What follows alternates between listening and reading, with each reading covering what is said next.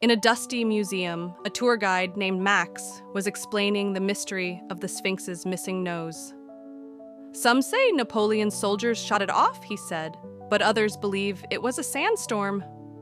Suddenly, a voice from the back shouted, "I heard it sneeze too hard!" The crowd chuckled and Max grinned.